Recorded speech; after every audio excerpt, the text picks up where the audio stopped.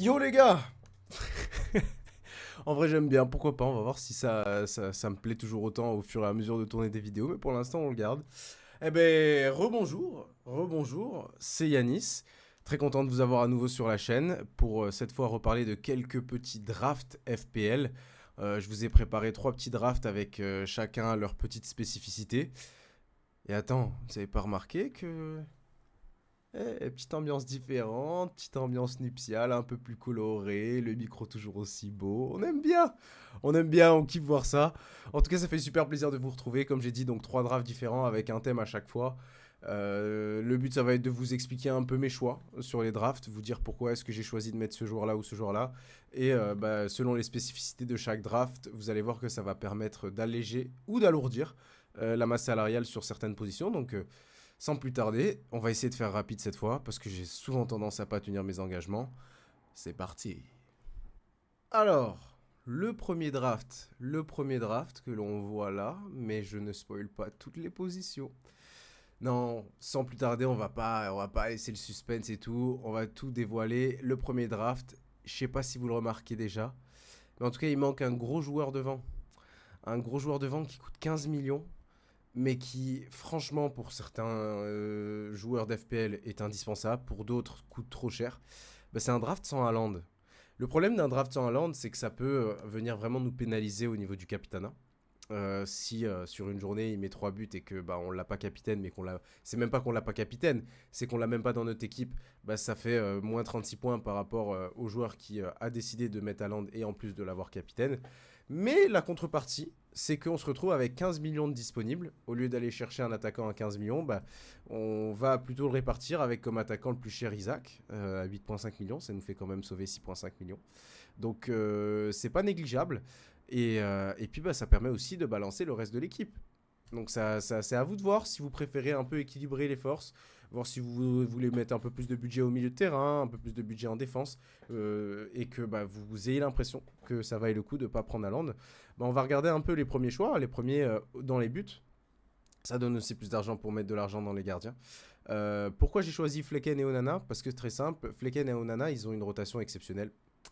Ils ont une rotation exceptionnelle. Si on prend donc la rotation commune de Manchester United et Brentford, déjà dites-vous que sur les 14 premiers matchs, vous avez deux matchs à l'extérieur. Ça change beaucoup pour les clean sheets. Ça change beaucoup pour les clean sheets et le fait de constamment pouvoir être à domicile, c'est pas mal. Et en plus de ça, bah, une seule fixture qui est compliquée, ça va être le 28 octobre, Manu Man City à Manu. Bon, on peut espérer quelques arrêts de Nana, probablement pas de clean sheet. Mais dites-vous que pour les 14 premières Game Week, en tout cas, vous serez content et que ce sera assez intuitif de placer votre gardien. Donc c'est pour ça que j'ai posé Flecken et Onana pardon, comme duo, comme tandem de gardiens. Ça se complète assez bien et on a l'argent pour, donc pourquoi pas en profiter. En défense, on va aussi aller chercher quelques défenseurs qu'on n'aurait pas pu mettre si on avait Haaland. Le premier étant le Trent Alexander-Arnold. Donc vous avez Trent qui pour le coup lui, on connaît très bien selon les saisons précédentes. C'est un défenseur qui prend tous les corners, c'est un défenseur qui prend les coups francs directs. Il coûte cher, mais si Liverpool arrive à avoir une bonne structure avec Arne Slot, en tant qu'entraîneur, s'il a une structure défensive assez solide, que Trent en plus est posé au milieu de terrain pour contribuer et distribuer aussi un peu plus de passes, bah, ça peut vraiment faire mouche et ça peut faire des gros points parce qu'un défenseur avec une contribution offensive, c'est vraiment un plus par rapport à la masse. Il est sélectionné que par 22,9% des joueurs, donc vous avez aussi un avantage comparatif par rapport à la plus grande partie des joueurs de FPL. Ça peut être intéressant de débloquer les fonds pour pouvoir le mettre dans son équipe. Gvardiol, j'en ai déjà parlé. Gvardiol, c'est surtout le fait qu'il soit presque assuré de jouer les 90 minutes ou les trois quarts du match minimum avec City pour le début de saison. Ça permet d'avoir une assise sur la défense de City. City qui a un début de saison un peu en demi-teinte.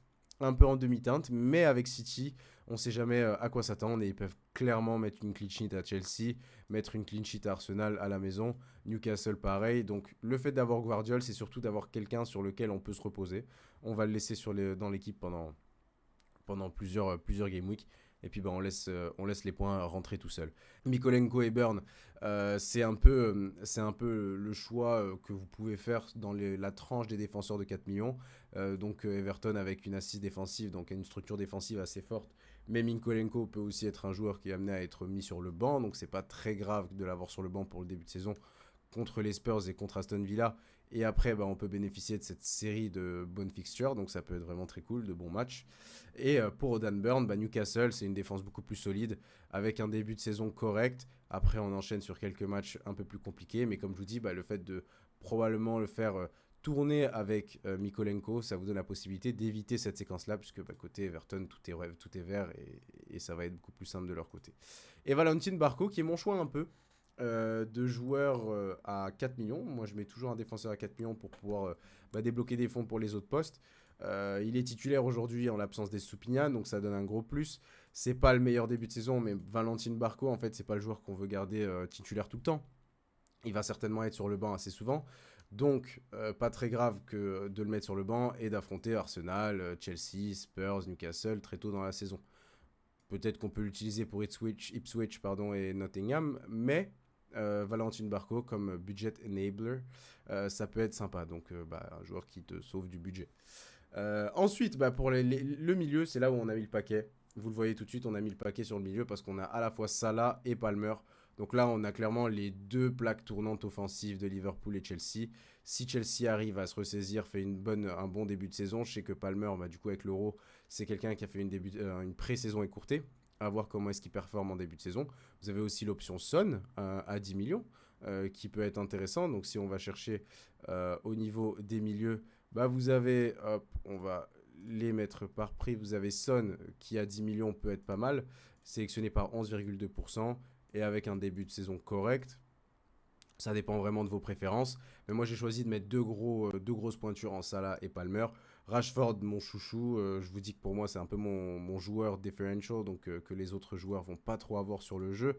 Il est sélectionné à 6,8% et je pense vraiment qu'il peut faire de mouche en pointe. Si Højlund n'est toujours pas remis de sa blessure, il peut commencer en tant que neuf et avoir un milieu qui joue neuf. C'est toujours un bonus parce que plus les joueurs qui jouent à l'arrière sont finalement dans le 11 de départ plus avancés que le poste sur FPL, plus c'est bénéf pour nous parce qu'il y a plus de chances d'avoir des points offensifs, sachant que si un défenseur est posé au milieu de terrain, il y a aussi la possibilité d'avoir des clean sheets alors que tu joues avec un milieu. Donc c'est vraiment l'argent du beurre et le beurre. Nkunku qui est du coup à voir pour Nkunku. En y réfléchissant, le fait d'avoir la doublette sur Chelsea, ça peut être un risque. Il y a pas mal de joueurs à 6,5 millions qui sont pas mal. Je remontais pour voir si on avait du budget, mais là en l'occurrence on n'en a pas. Mais à 7 millions, on a Eze qui peut être pas mal. Une rotation, donc Smith Rowe pour le coup, que je pense qu'il va être un gros joueur pour Fulham qui a un bon début de saison à 5,5 millions. Non, pardon, là je pense il est déjà répertorié Fulham, donc c'est bon. Mais comme je vous dis, c'est quelque chose qui peut être pas mal à 5,5 millions, notamment pour gagner en valeur, parce que on sait qu'au fur et à mesure que les semaines avancent, si beaucoup de joueurs achètent un joueur que vous avez déjà, il prend en valeur et vous pouvez potentiellement le revendre plus cher. Donc c'est intéressant d'essayer aussi de devancer le marché. Ça peut être un bon coup. Par contre, comme ça sur le tas je réfléchis, on peut exclure Nkunku, exclure Smith Rowe. Smith Rowe qui va être un joueur de rotation aussi, donc c'est pas très grave. Et puis on va aller mettre le petit Oscar Bob à 5 millions. Et de l'autre côté, on va prendre plutôt Eze. On va prendre Eze. Et là, on se retrouve avec un milieu beaucoup plus polyvalent. Pourquoi Oscar Bob ? Parce que déjà, on a 2 joueurs de City, on n'en a pas 3. Donc ça permet aussi, si besoin vraiment, de mettre Haaland dans son équipe sans avoir à faire un transfert supplémentaire côté Manchester City. Pourquoi pas profiter de la bonne forme de Bob. Il est défendu et mis en valeur tous les matchs par Pep. On sait jamais, ça peut être la belle histoire de cette année sur FPL. Et en plus à 5 millions, c'est incroyable. Et Eze, c'est le moteur de Crystal Palace. Sans Eze, Crystal Palace, ils font rien. Voilà. Mais on peut s'attendre, prend les pénaltys, prend les corners, prend les coups francs. Donc on peut s'attendre à une grosse contribution offensive si Eze arrive à rester en forme en ce début de saison. Devant, le fait de ne pas avoir Haaland, ça fait que Isaac, ça devient presque un indispensable. C'est selon moi, le meilleur attaquant hors Haaland de FPL. Il est pricé à 8,5 millions. On voit aussi qu'il est sélectionné par 55,2% des joueurs. Il est sur les pénaux. S'il reste en forme, c'est une menace constante, aérienne, frappe lointaine dans la surface. dribble. C'est vraiment un attaquant polyvalent, donc qui peut rapporter des gros points et qui peut même être considéré pour le Capitana chaque semaine, si il a de bonnes fixtures, de bons matchs, alors que les deux grosses pointures à côté ont des matchs un peu plus compliqués. Muniz, alors Muniz, c'est des attaquants à 6 millions, il y en a quelques-uns, on va les voir sur les prochains drafts. Franchement, ça dépend un peu de ce que vous préférez, des choix que vous avez aussi fait sur les deux autres attaquants pour que ça puisse être un peu plus complémentaire. Muniz qui va être potentiellement un joueur de rotation, qui ne sera pas amené à jouer tous les matchs, mais il fait une excellente fin de saison la saison dernière. 97 points en seulement 18 matchs, c'est pas mal du tout. 8, on va pas aller sur les stats d'expected goals sur l'ensemble de la saison parce que ça n'a pas trop de sens. Mais le fait qu'il ait super bien terminé la saison dernière à Fulham fait que son prix à 6 millions peut être intéressant. Donc on va voir aussi qu'il y en a d'autres qu'on peut prendre comme alternative. Et Havertz, du coup, Havertz fait un bon début de saison, fait une bonne pré-saison. Prometteur, franchement, là maintenant, je pense qu'il a vraiment pris confiance en lui. Il a aussi la confiance de ses partenaires pour lui donner les ballons. Donc, Havertz à 8 millions, ça peut être un bon coup. Il y a quelques autres attaquants qu'on peut considérer. Si vraiment on va regarder les attaquants, on va regarder les attaquants qui ne s'appellent pas Eze, du coup, hein, évidemment. Mais il y a Oli Watkins. Oli Watkins que je trouve un peu cher, qui va vraiment déséquilibrer. Donc, ça veut dire qu'il faudrait retirer 1 million au budget en enlevant Havertz pour mettre Watkins. Un peu compliqué. Dominique Solanke, et lui pour le coup avec Tottenham, ça peut être un vrai coup à 7,5 millions. Je pense que s'il arrive à intégrer Tottenham et à se fondre dans le collectif assez rapidement, il y aura beaucoup de transferts vers Solanke, ça c'est sûr et certain. Donc voilà, le premier draft, on va passer rapidement au deuxième. Vous allez voir que sur le deuxième draft, il y a pas mal de joueurs qu'on retrouve, hein. La trame reste à peu près la même, c'est juste que le fait de changer un joueur avec un autre fait que ça débloque un peu plus de budget, mais vous allez voir, c'est assez similaire. On part sur une rotation différente, une rotation un peu plus low cost, type gardien 4,5-4 millions, c'est un duo, un tandem que vous allez voir très souvent sur FPL. On a le Saint-Haaland, qui va pouvoir être capitaine presque tous les matchs pour pouvoir vous doubler vos points et vous serez à l'abri de tous ces triplés qu'il mettra cette année parce que personne n'en doute qu'il en mettra, c'est certain. Par contre, il manque quelqu'un, il manque Salah. On est allé sur un milieu avec un premium qui est Saka, qui nous fait sauver 2,5 millions de pounds sur Salah. Saka qui commence la saison avec un calendrier qui est un peu compliqué à voir. Vous pouvez aussi voir si Palmer vous intéresse, vous pouvez aussi voir si Son vous intéresse au milieu de terrain.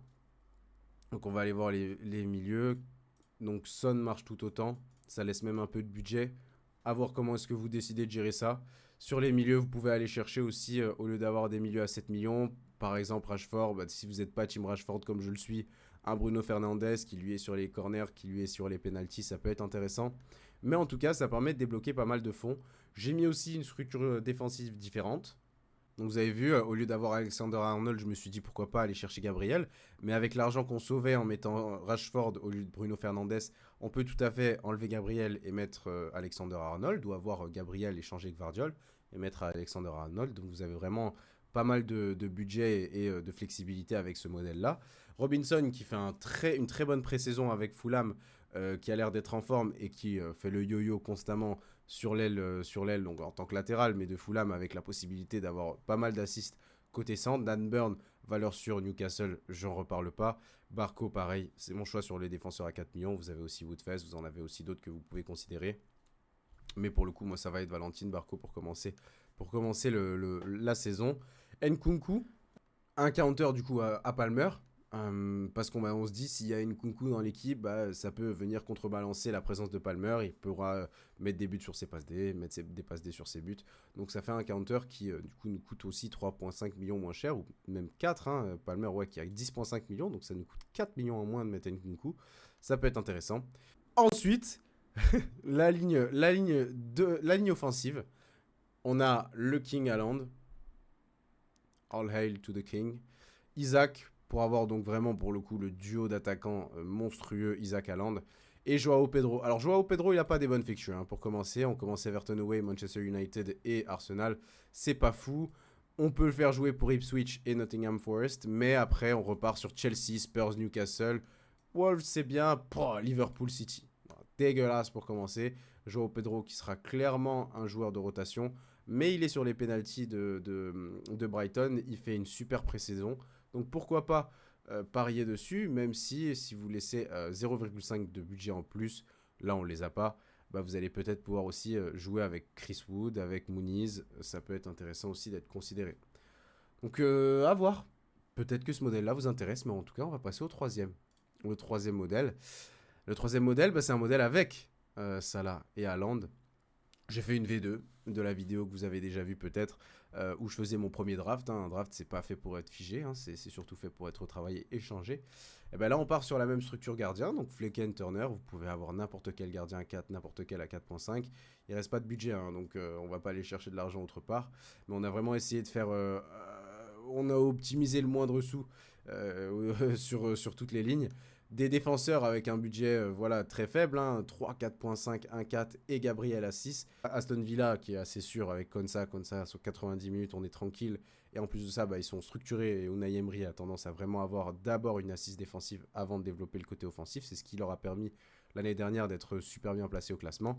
Mikolenko, donc la structure d'Everton solide, et Dan Burn, on n'en revient pas. C'est un peu les mêmes choix, comme je vous ai dit. C'est normal qu'on va changer sur quelques joueurs qui dépendent des premiums que l'on choisit. Donc Salah, Haaland, pas Salah, pas Haaland, aucun des deux. Aucun des deux, ça peut être très osé. Mais en tout cas, là, on a les deux. Rashford, je ne commanderai plus. Rashford, laissez-moi tranquille. Vraiment, arrêtez avec Rashford, c'est mon gars sûr. Si Rashford n'y performe pas, je vous jure, incendiez-moi dans les commentaires. Vous serez aucun à m'incendier, mais c'est pas grave. Moi, je vais m'incendier tout seul, ça va. Mais mon gars Rashford, il sera dans mon équipe, ça c'est certain. Smith Rowe, bon, le budget, le joueur de banque qui pourrait apporter quelque chose de temps en temps quand il a des bonnes fixtures, ça peut être sympa de le mettre dans son équipe. Devant, bah, je ne l'ai pas dit, mais c'est un draft qui contient Haaland, c'est un draft qui contient Salah, mais c'est un draft qui contient aussi Isaac, parce que parfois, on voit souvent dans les drafts que les drafts qui ont Haaland et Salah vont délaisser Isaac. Là, on a aussi Isaac et on a Chris Wood à côté. J'en ai parlé dans le draft précédent. Chris Wood qui est aussi un autre attaquant à 6 millions qui peut être pas mal du tout. Donc si vraiment on part sur ce draft-là, on peut le titulariser assez souvent. Franchement, cette structure, elle est monstrueuse. Elle contient Haaland, elle contient Salah. Ça vous permet d'avoir de l'argent sur toutes les lignes avec Gabriel, Salah, Haaland. Si vous avez des transferts à faire, vous savez sur qui aller chercher peut-être un peu plus d'argent. Si vous voulez peut-être même vous délaisser de vos premiums. Mais en tout cas, ça a vraiment de la gueule. Ça a vraiment de la gueule. Les deux autres aussi, bien sûr, ont de la gueule. Je délaisse pas du tout les deux autres. À vous de voir un peu quel type d'équipe vous voulez faire. Un peu plus équilibré parce que on n'a pas Haaland que sur les comptes. Un peu plus équilibré, mais moins que sans avoir Haaland en ayant pas Salah et en ayant Haaland. C'est à vous de voir. C'est à vous de voir. Faites l'équipe qui vous plaît. Faites l'équipe qui vous représente. Vraiment, on repart sur ce que j'ai dit dans ma première vidéo. Mais c'est important aussi d'avoir des joueurs qu'on apprécie parce que on va les regarder jouer. On va regarder ces joueurs jouer. Donc pourquoi pas les apprécier et en plus de ça, avoir ce petit côté pimenté en plus pour pouvoir réagir et les supporter sur leur contribution offensive. Faites-vous plaisir en tout cas. Faites votre draft. N'hésitez pas à me les envoyer en commentaire. Vous aurez aussi dans la description mon Twitter, mon Insta. Si vous voulez m'ajouter, si vous voulez m'envoyer vos drafts, je me ferai un plaisir de vous donner mon avis. En tout cas, c'était Yanis. On se dit à bientôt pour une prochaine vidéo.